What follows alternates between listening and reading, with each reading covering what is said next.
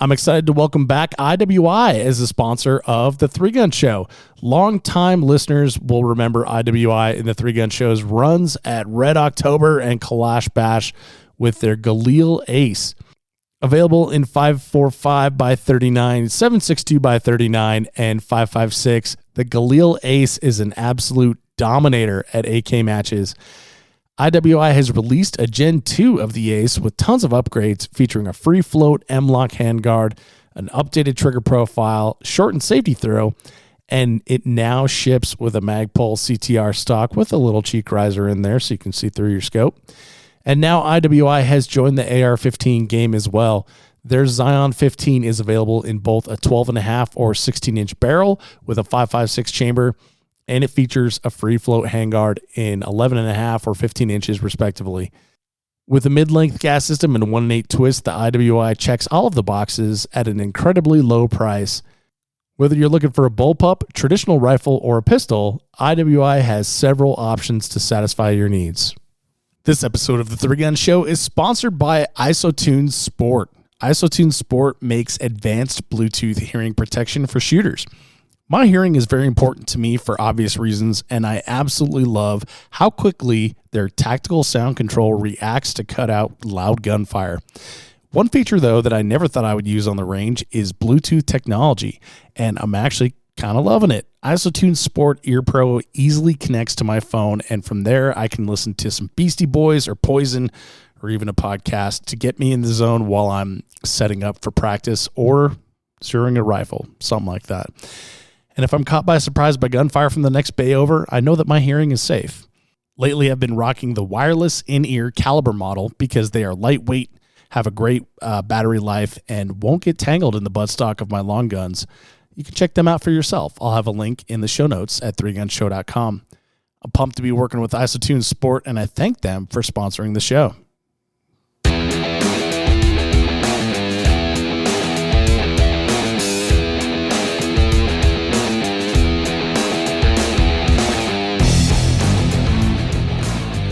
Welcome to the Three Gun Show. I'm your host, Dave Hartman.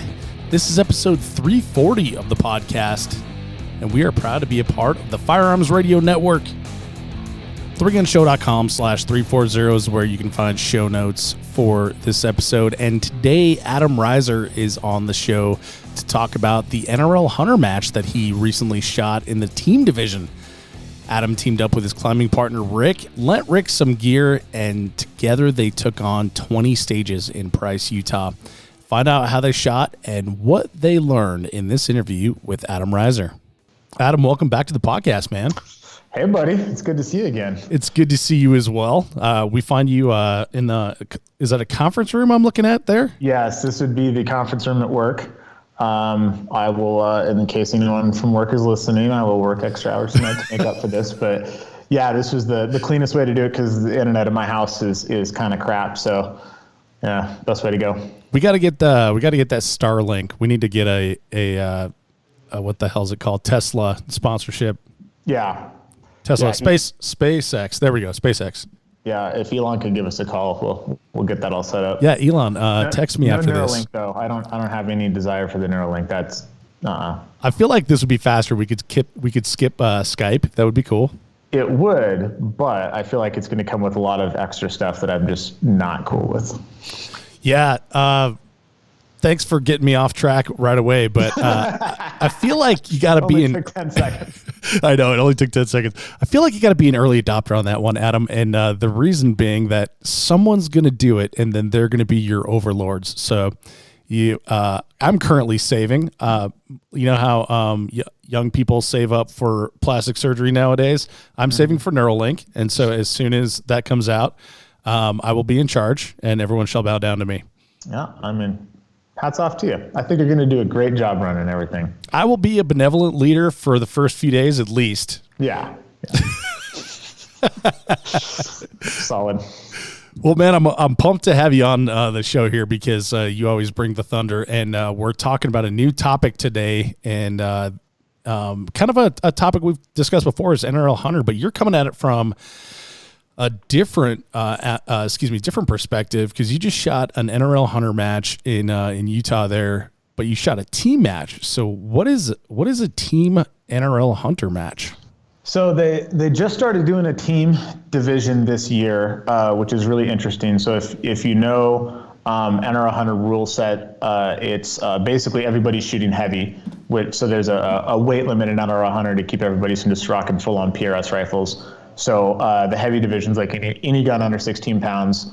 So that's essentially their version of open, which basically means that you can use whatever you want, but it's instead of normal NRL Hunter where it's 4-minute stages, and one person does everything, it's 6-minute stages, and both people do everything. So unlike a traditional kind of like a team sniper match or something where there's like a spotter and a shooter, or maybe there'd be like with like Steel Safari where like one person will shoot the gas gun at one set of targets and the other guy will shoot the bolt gun at a different set of targets.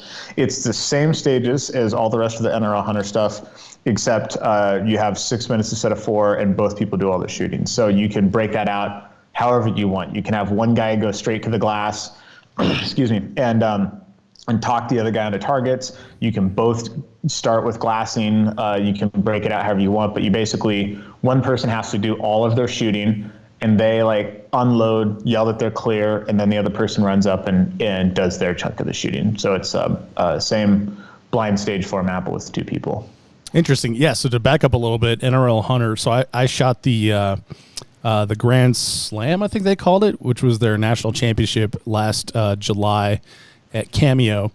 And so the format is basically you get 4 minutes to come from the waiting area to the shooting position, find the targets, which binoculars usually help, find the targets with your binocular spotting scope, range those targets, and then set up your shooting position in the manner that they prescribe, and then engage those targets.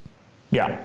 Right. Yeah. So really similar deal. And there's no real rules in addition to that. So how you break out responsibilities between the 2 of you really just depends on like how you work together as a team. So my buddy Rick that I shot it with, so he came out and he shot an NRL Hunter match last year, which was all on borrowed gear. It was his first competition shooting event that he's ever done.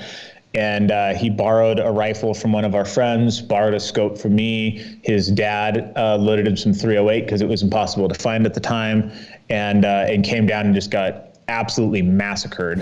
And but was like, loves trying new hard things. And so this year he was going to come back and do it anyways. And then they announced the team division, and I was like, well, shoot, let's just team up and shoot the team division because that'll be super fun. Had a little bit better gear for him this time. Got a 6.5 gas gun from JP with a nicer scope on top. Range finding binoculars for him, which is for all the NRL Hunter stuff. Range finding binoculars is a mandatory piece of gear because finding the target with binoculars, then re-finding the target with your rangefinder, then re-finding your target with the rifle. There's just no time for any of that. So, yeah, it's tough enough to find them with one piece of gear and then switch to your rifle. Yeah, I used the Furies during the match, and there was a ton of Furies out there. The Vortex Furies, just a ton of them. Yeah, both Rick and I ran a set of Furies. I had to borrow a set for him, and then had all the rest of the stuff. And so the way that we broke it out, because last year, the match in Price last year was pretty notoriously hard for finding targets. Like there is a very well-known ex-Marine scout sniper guy who's an instructor now, and he beat me by 1 target last year. And I have no business like being in that world of competitor at all, which really just points out how hard it was to find targets last year. That it was in many ways just almost dumb luck. Like if you got lucky with the lighting, you could just look out and see the fox underneath the tree at 500 yards, and if you didn't, you were totally hosed. And so the one of the things that Rick and I did this year when they're talking about how to break out responsibilities was they're like, hey, if we don't find all the targets, we don't get any points. So there's no point in even starting shooting until we have that. So we both glassed to start. And so the way we decided to do it was, for the most part, we would both glass, and then he would go and shoot while I fed him dope. and then I would go and shoot while he fed me dope. So we had like the wrist coach thing on our sleeves to hold our dope cards. And each of us had our own dope on top, and then when you lifted up the flap, had the other person's dope underneath. So you could tell them the corrections they were supposed to make, which was awesome. That was huge benefit. And then I had like the lighter style Vortex tripod, and we would throw the binos on that and just lock them in and then leave them there. So he would just stand in glass while I was pulling out the tripod, and he'd be like, all right, I found the first one. And, and hopefully by the time I got the tripod set up, he would find the first one and could tell me where it's at while he was like looking for the rest of them. And then I'm ranging everything from the tripod to get a nice accurate measurement, and then, marking the dope on my card. And then as soon as he found all of them, he would run down and I would just start feeding him elevation and windage corrections. And then he would shoot his portion and then show clear. And then I would run down, and I would mostly be checking my own dope because I've had circled it at that point, but he'd be, feeding me corrections as well. And that worked out really, really well. It was, that was definitely the way to go for our specific team. Interesting. So there's a lot of team shooters here. What am I looking like, 15 or so, maybe more? Mm-hmm. Yep. So how did the rest of the guys do that? Were obviously this, NRL Hunter, you don't get to see other people shoot basically because the stages are blind, but were you able to talk to any of the other teams and see what their method was? No, not really. I didn't, because the way everything's set up, and it's a weird thing where, like, going to a 3-gun match, if I go to a major match, I usually know like literally half the people there, if not more. And so going to a match where like T-Pain was there from the AMU, I knew Tyler. There was like a couple other people there that I knew. So I knew like 3 people at the whole match, which is really rare for me. So I couldn't just like look at the result and be like, oh, Randy's shooting team event, I'll go see how he does it. So so I didn't really get a good handle on how people were doing it. But it seems like most people were doing it a pretty similar way, because our buddy Levi was ROing the last stage that we shot.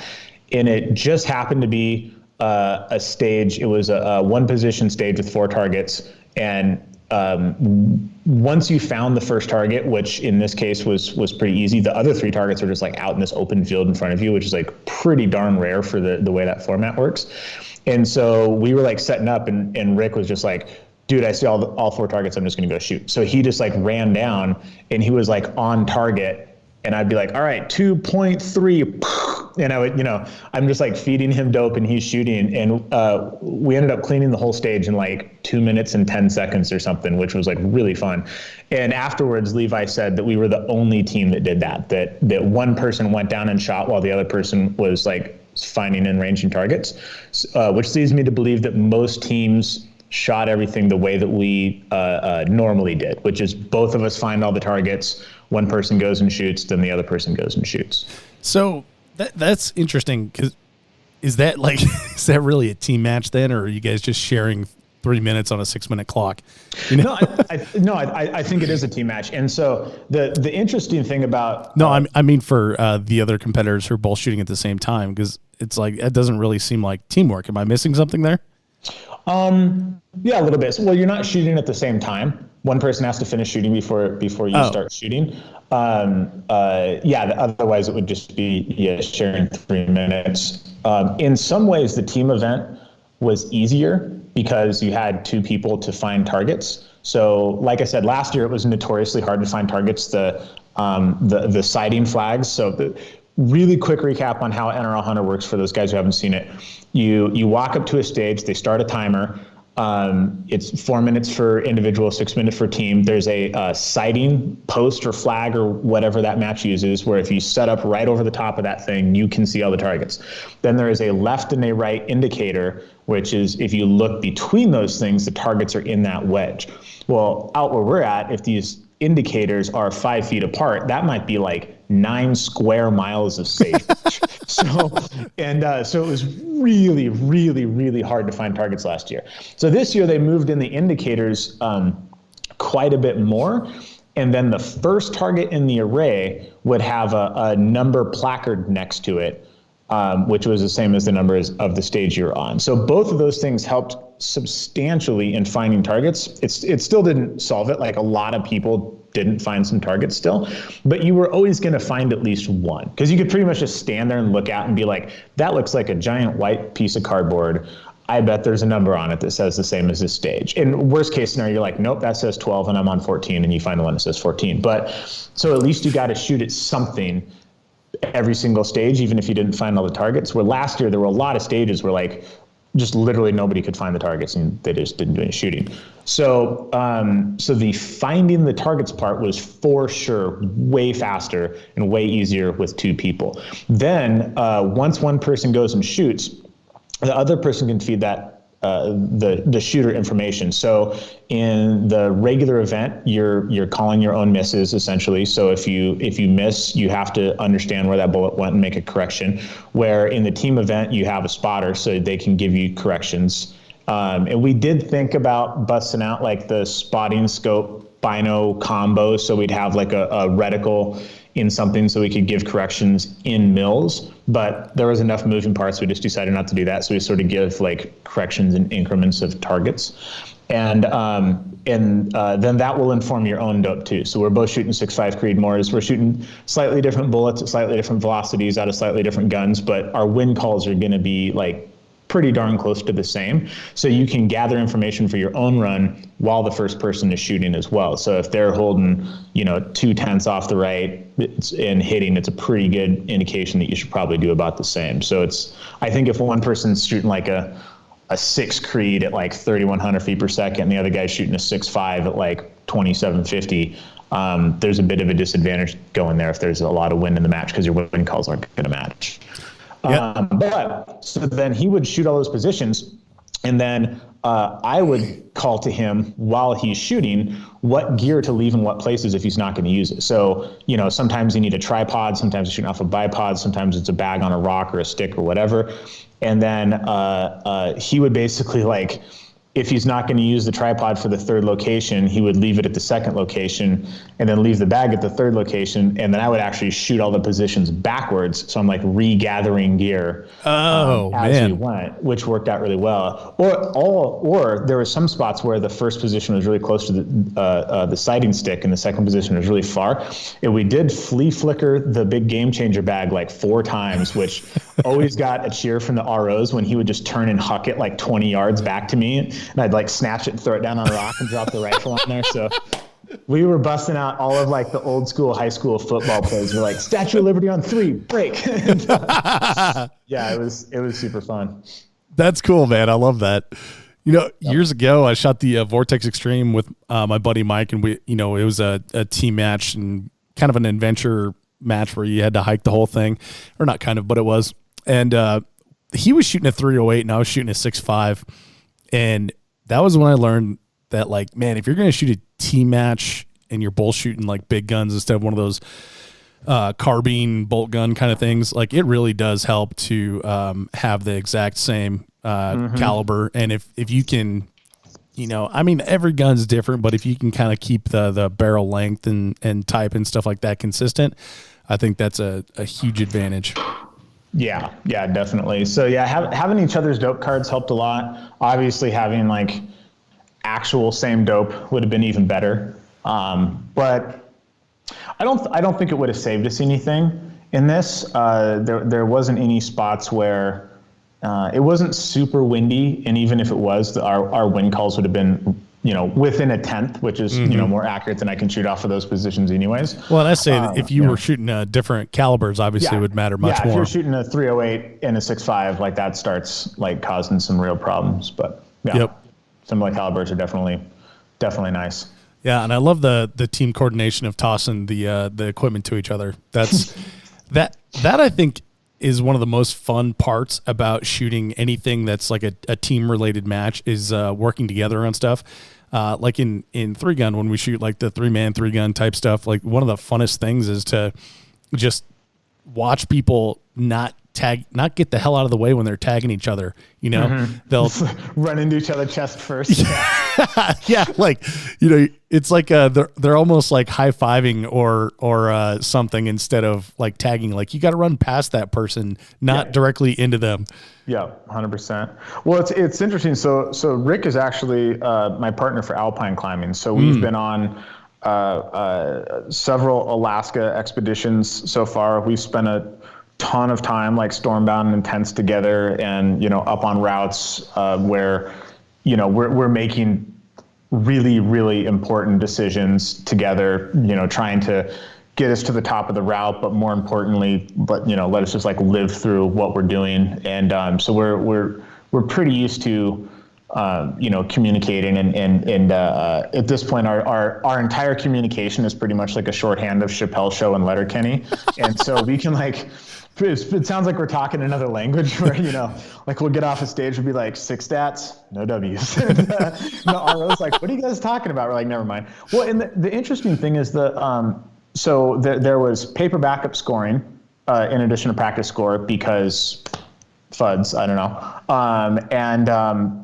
And so for the scoring, they would write down like which one of you shot however many points. And so your team score was, you know, 15, one person shot 8, one person shot 7. And a lot of the times the ROs at the end of it are like, hey guys, like, I'm not sure who shot what. I know that your total's 15. And we're like, well, we don't care. Like, this is our team score. And he's like, oh, okay, well, you know, a lot of people are like kind of competing against each other. And so I think just the fact that like we don't have any ego in it, like in terms of competing against each other, and we're like, hey, let's do whatever is going to be the best outcome for the team. That just in and of itself, like, really, really helped. Yeah. So, yeah. I don't get that. What the competing, Jesus. Like maybe you need to go talk to a therapist or something like that if you're competing with your teammate. It's like it's time to admit you got a problem. There's type A and then there's type AA. Yeah. Yeah. 100%. Type AA would be a good name for a team. That would be a good name for a team. They didn't have team names. What? I feel no team names. They like left a huge potential fun part. Just it was really disappointing. We were talking the whole drive down about potential team names, and then they were like, all right, Rick and Adam. And we're like, well, that's not very no one's going to believe that one. No one's going to believe that one. Exactly. Yeah. So that was like the most disappointing part of the whole match, is that there wasn't any team names, because we had some really good ones. We'll save them for later, though. Bust them out.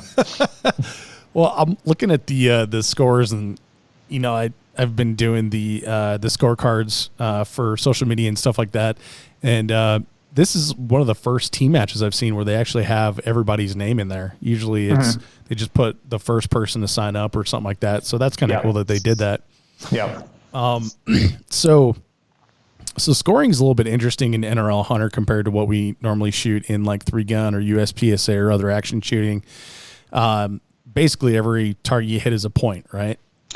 Yeah, kind of. So it is a what do they call it? I think they call it like a 2-1 pass scoring system or something like that. That's not right, but it's something along those lines. And basically, every stage is going to have 4 engagements. So it will either be there's shooting positions on a stage, and then there's targets on a stage. So those are always going to add up to 4. So it's always either going to be 1 shooting position and you have to find and shoot 4 targets, or it's 2 shooting positions with 2 targets, or it's 4 shooting positions with 1 target. So the way that it works is if you hit the target on your first shot, you get 2 points for it. If you hit it on your second shot, you get 1 point for it. And after that, you can't shoot at it anymore. So if you shoot a perfect run, 4 shots, 4 impacts, that's 8 points. And then in the team event, you're doubling all of that because 2 people are shooting. So perfect run in the team event is 16 points and on down from there. And if you look at scores stage by stage, you can see that Rick and I took about three stages to figure out kind of the format, really. And because it was a little unclear, some of the rules in terms of like how things are going to get set up. And since they're blind stages, you don't get to watch somebody shoot it and then be like, oh, it works like that. So like one of the things that we didn't understand was when you look between the cider flags and you see the placard that has your stage number on it, so the way that it was described, it sounded like your first target was going to be pretty close to that placard, and then your other targets were going to be sort of like in that zone. And what they really meant was in that zone visually. So like the second stage that we shot, there was a placard at like 300 yards, and there's a target next to it. And then there's another target, which we never found because it was like 4 ridges behind that ridge at like 950 yards. So visually, it was like 5 degrees farther to the right, but it was like 600 yards farther away. And we're like, well, so we timed out and we just like went to the RO and we're like, hey man, can you just point out where this thing was? Cause like there's important lessons here that we need to learn because we don't know what we did wrong. And he's like, oh yeah, it's back there. And we're just like, shit. And so that, we spent a few stages figuring out things like that. And Rick had a pretty good classic misuse rifle malfunction on the first stage and never got a shot off as a result. And so we had like 3 stages of like really, really, really bad scores, and then like a pretty good score, and then clean the next stage. And then we were like bouncing between 14 and 16 point stages after that, and doing pretty well. But when you drop like 20 points in the first 3 stages, you're not catching up after that. But it was really fun. Yeah, no kidding. So so I guess there's 320 points possible then for team match, right? Yeah, there's 20 stages, 16 points per. Yes, that sounds right. And the winners, let's see, that was Tyler Payne, Scott Peterson, 293 match points to calibrate everyone's. Scratch that. One of the stages got thrown out because it was these little prairie dogs that kept falling off the stand. Oh. And they would have to shut down like 30% of the stages in the match to like drive a little buggy out there to go fix them. So after that happened a few times, they just like shut that stage down. So that's like 304 then, right? Yeah. So drop 16 points. So those guys dropped 11 points in the entire match.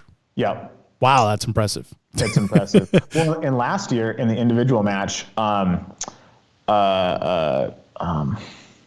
something King, what the heck is his first name? Morgan King.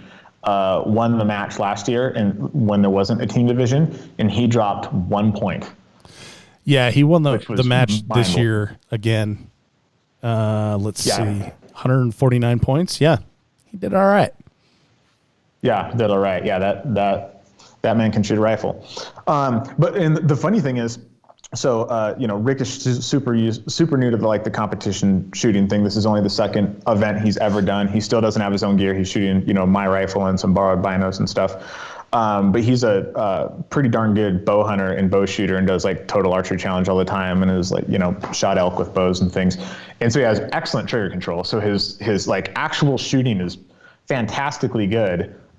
Despite we need to work on his positional stuff just a little bit, but and then as things went on, the gun manipulation got better. But so afterwards, we're trying to figure out like, okay, if you drop the classic what if game, right? Like, okay, if you drop the first 3 stages where we're just like learning how to like play the game, then how did we actually shoot? And so we went into practice score and went to go start playing the what if, and that feature isn't available for this, which makes sense because it's just if you would have shot 5 more points, you would have been here. Like, that's pretty darn easy to figure out. So, but we're like, all right, well, if we average the rest of ours and we're trying to like play this game, and he's like, oh, well, I'll take a look at it when I get home.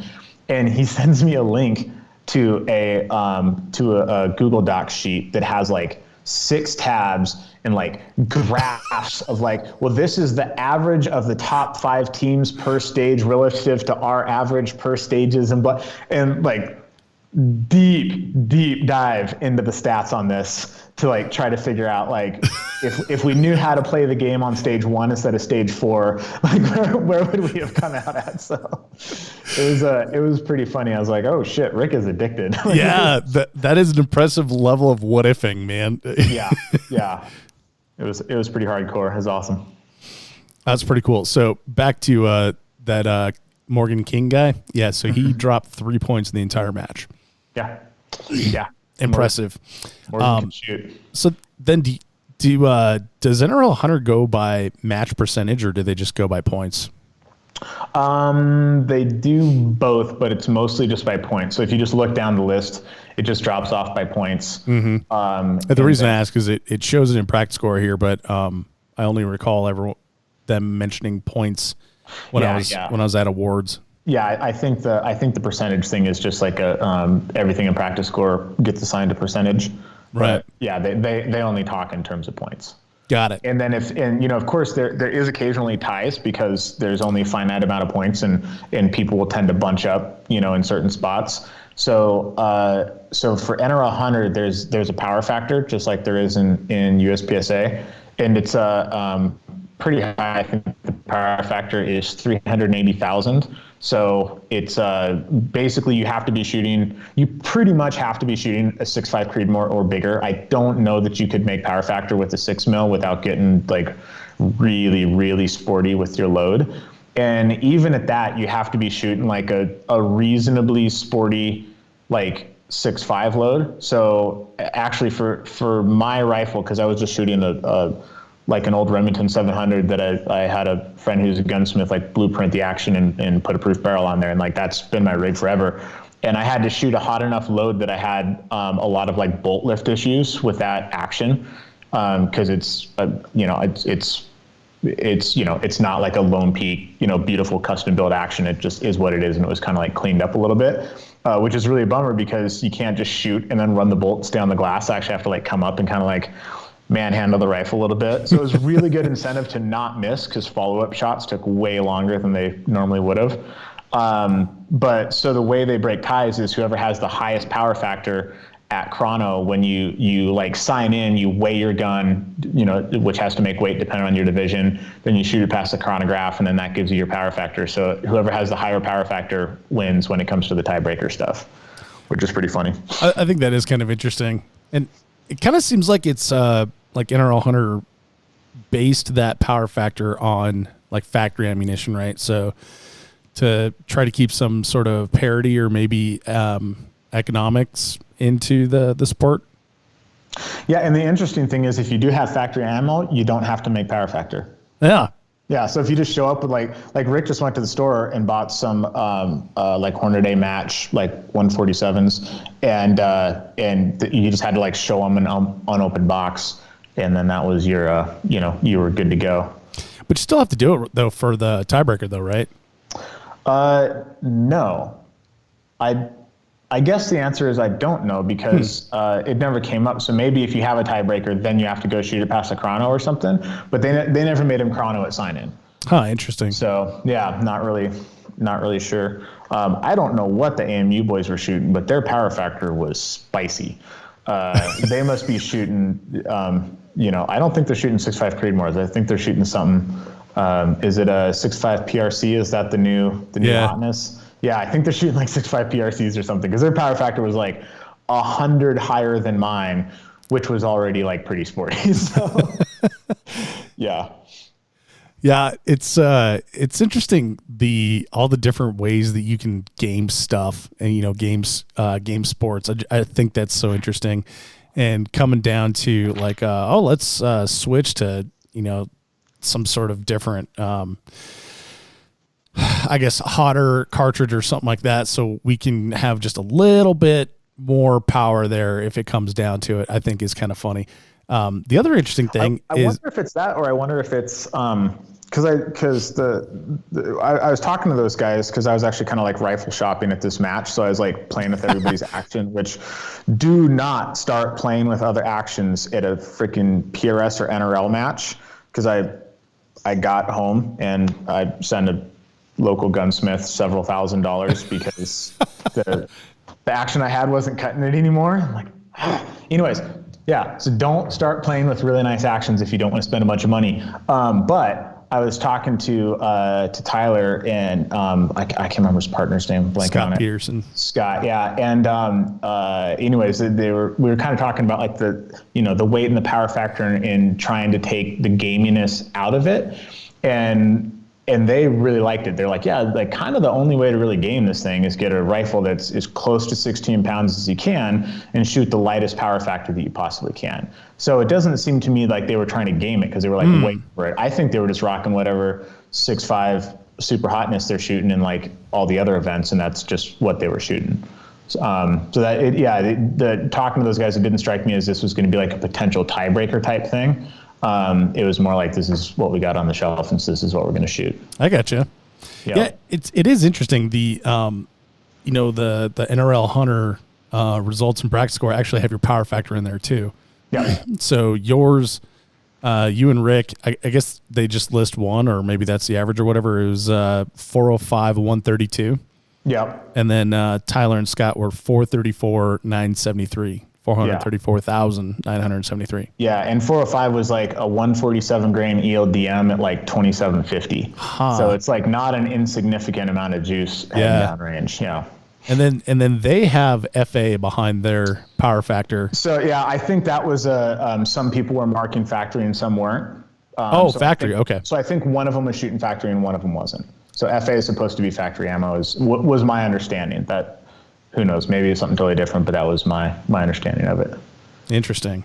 Yep. And I mean, with anything, it's like, this is the second year they've ever done this. This is the first year they've had the team event. So there's a little bit of like, hey, this situation came up, how do we handle it? And they sort of just like make a call on the spot. And then like at the next event, that's sort of in the rules. But, there's a little bit of growing pains like there is with any new sport, but I think they're doing a pretty good job of it so far. Well, I got to say, from my perspective as just, shooting it one time and then observing the rest, I have to agree that it does seem like they're, really reacting to situations that come up, because you mentioned the price match last year had a lot of hard to find targets. Well, that was something that a lot of the competitors were talking about at the national championship last year that I shot, and they had already implemented the stage placard and the more narrow, extreme limits, right? Left and right limits.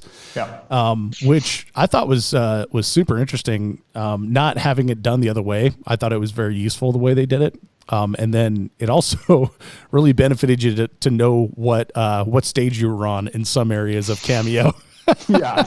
There was occasional times where you could like look out and see 3 placards, and so I got really like, okay, we're on stage 14. There's a buffalo, then or whatever the 2 targets were. So yeah, it's interesting. So NRL Hunter, obviously it's based on hunting, so the targets aren't just circles and squares; they are animals, and there's rams and buffalo and bear, elk and deer and all kinds of cool stuff. Goats.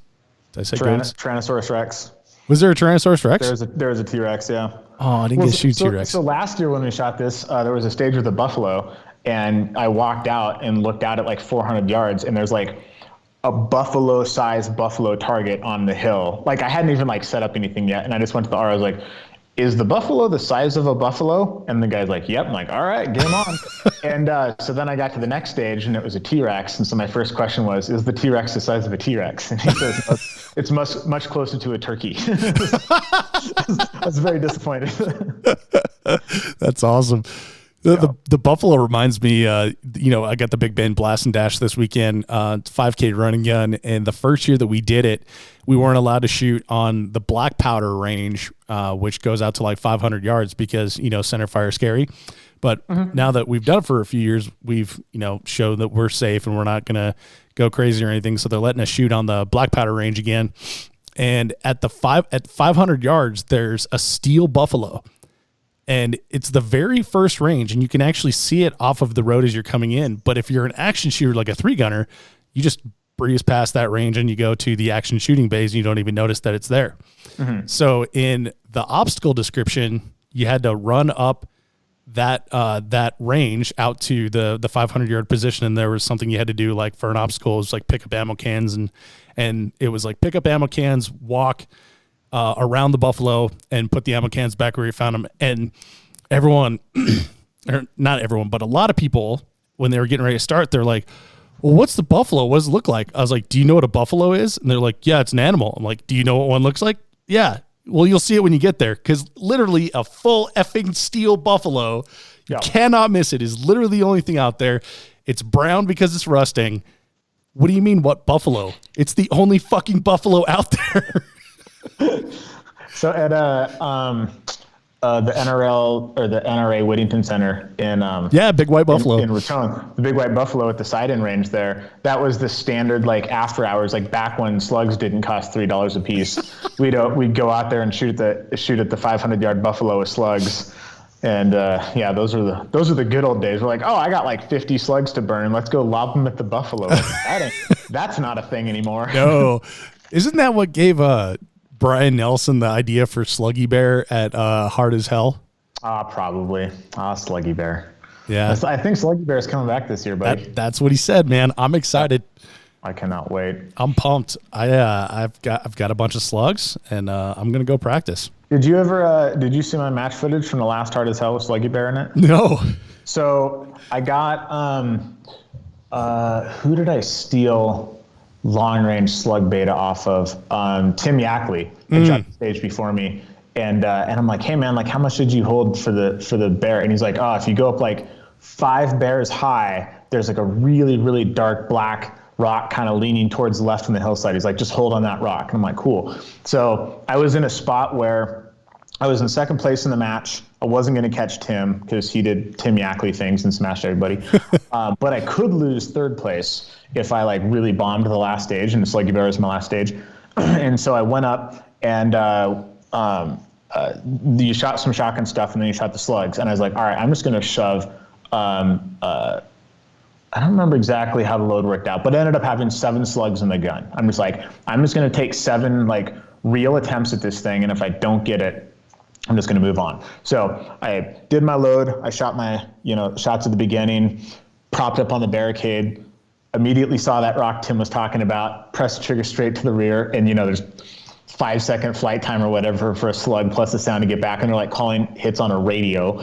And so anyways, ended up hitting it on the first shot. And then I was like, shit, and had to like burn a whole piece of slugs out into a berm. And there was a ladder going up the hillside to where you had to go up and shoot the second position with the slugs. And I just burned them all into the berm, not really like paying attention to the fact that that's where the ladder was, and basically like shot their ladder at like 20 yards with like 6 slugs. And so as I'm running away from the position, the RO's like, thank you for destroying our ladder. Yeah, I like Sluggy Bear. I mean, it's not very practical to shoot 250 yards of the slug, but it sure is fun. Yeah. Well, it really fits that match. Yeah. And it reminds me of those, those types of shots of shooting the slug bear or the slug buffalo, or excuse me, the buffalo with slugs at Whittington Center. It's more of like a game of horse kind of thing. Mm-hmm. Unfortunately, it's on the clock, so it kind of sucks, but it does remind me of that like game of horse, and it brings back the fun to it. So yeah, I miss Sluggy Bear entirely. I was only holding 3 bears high instead of 5. Yeah, you need 5 bears. 5 bears at 250 yards. That's the beta. You heard it here, folks. 5 bears. Hold 5 bears. Yeah, I dig it, man. So NRL Hunter team match. So are you going to be I know you've shot several long range-ish matches, and then you're doing NRL 22 as well. Are you pumped about the team match? Is this going to be your thing now, or are you still going to do individual stuff, or what? I'm psyched on the team stuff. Rick and I were actually looking at going and shooting some other team events. We're going to go shoot the Steel Safari down at the JP Blue Steel Ranch. Blue Steel Ranch, yeah. But that's actually falling on the same week that we're going to be in Yosemite climbing together, so that's pretty much out. But yeah, we're like, that stuff is super fun, and this year has really been. It's been a weird year for me because I've had a back injury since October that's been kind of taking me out here and there, which has been quite unfortunate. But it's sort of been like the year of trying new stuff. It didn't really happen intentionally. It was sort of an accident. So I switched to open division this year, shooting this team match. Rick and I got so excited about, trying new things that on the way back, he talked me into buying a bow. So I bought a bow the day after we got back from this match, and we're going to go shoot a, Total Archery Challenge, I think next weekend or the weekend after. So that's coming up. So I need to learn how to shoot a bow real fast. But at least for that, I can just practice in the backyard. That certainly makes it a lot easier.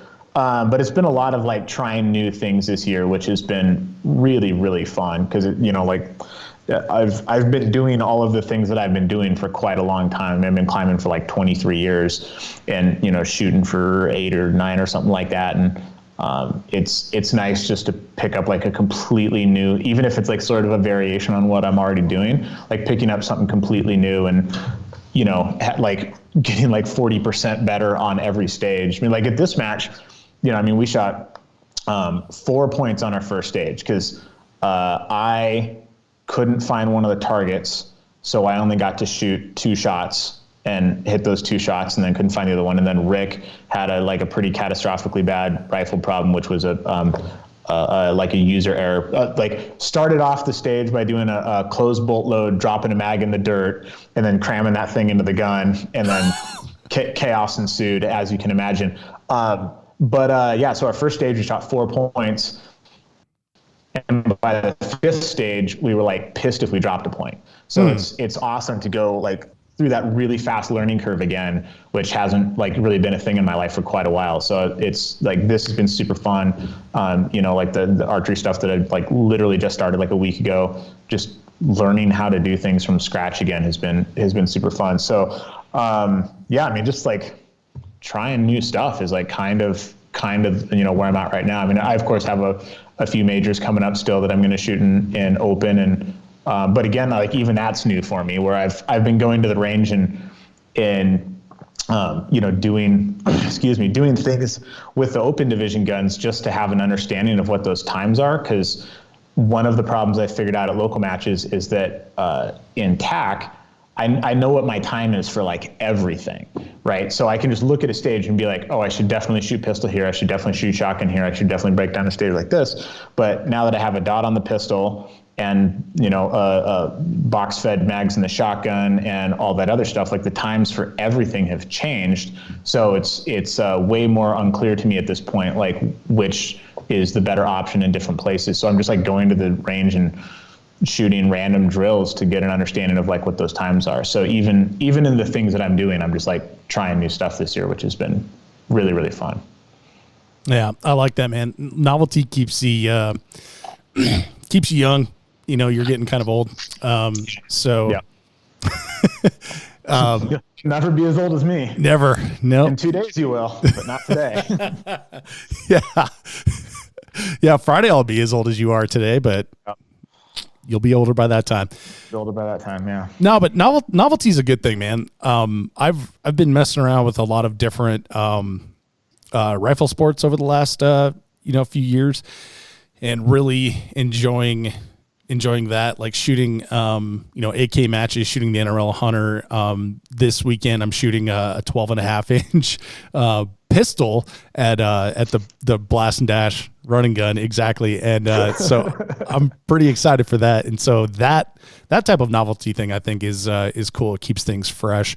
And then if you don't spend that time on the other stuff, when you come back to them, it feels like you're like a baby deer and trying to wobble and pick stuff up again. So I hear you, man. Like doing new things is cool. I'm excited for you to shoot the Total Archery Challenge. I think that's a really cool format. It's not scored. Did you know that?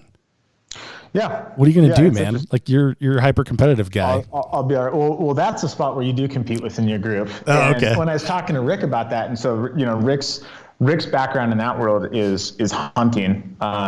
He actually has a piece of property. He can hunt elk with a bow out of his backyard, just like walk out the back door. And like when we were up at his place a couple days ago, just getting my bow set up, he's like, hey, you should try for that target over there, and turn to the left, and there's a deer standing like 20 yards away, just like watching us shoot bows at deer-shaped targets in his backyard. Like, what are you guys doing back here? And so it's a pretty rad spot. But so what they do is all the 3D targets sort of have like the vitals on the animal. And so they shoot what they call like kind of kill shot type stuff, where if you're shooting from above or you're shooting quartering away or whatever, and you actually put the arrow in that vital on the surface, the reality of where that organ is inside of the animal's body isn't the same. So if you're shooting down at the animal, you need to hit above the vitals. If you're shooting from the front, you need to hit in front of them, and so on and so forth. So they're trying to play it like, if I was shooting at this elk for real, where would I actually want to hit the thing? But yeah, I'm sure there will be plenty of shit talk and side bets, even if it's not a overall scored event. Man, that reminds me when I was drag racing years ago, my buddy Wade and I would bring like pockets full of quarters, and we'd sit there and bet on each set of cars that went down the drag strip.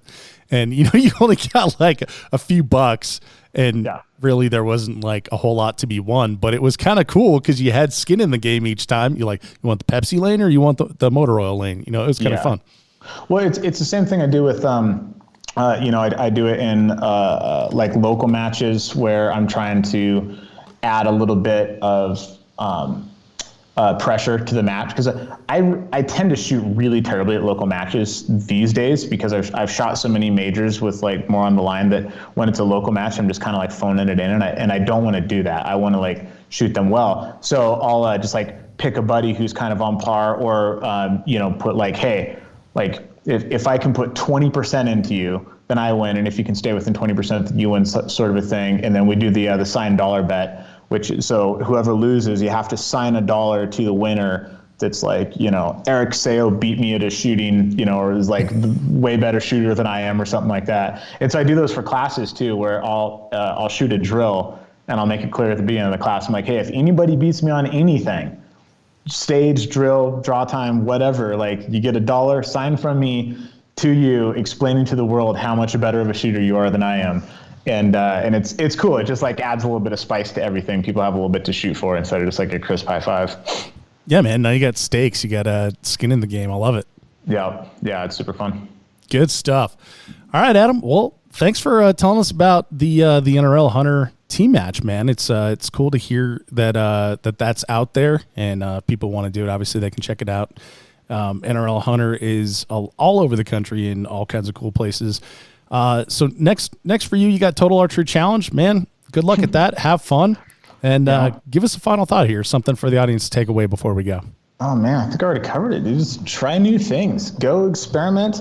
Reach outside your comfort zone a little bit. If you've been doing something for a long time and you just need a little bit of extra stimulation, just start talking to some friends. Be like, hey, dude, what are you into? Sweet, can I come along with you? And it's the same way that we're trying to get people into shooting. Other people are trying to get their friends into other stuff. Take them up on that stuff. Don't be the guy that we've all had that's like, oh yeah, I totally want to go shoot one time, but when you present them the opportunity, they always have an excuse. The cat's sick or something. The next time somebody presents something to you, hey man, you want to come out and go autocrossing? Like, take them up on it. Like, just go try new stuff. I love it. Get out of your comfort zone. Indeed. Adam, you have a great rest of your day, bud. Appreciate you as always, and we'll see you on the range. Yeah, buddy. Can't wait. Hey, thanks again for listening to the Three Gun Show. If you like this type of content, make sure you subscribe anywhere that you get your podcast content. Also, tell a friend. It helps the show grow.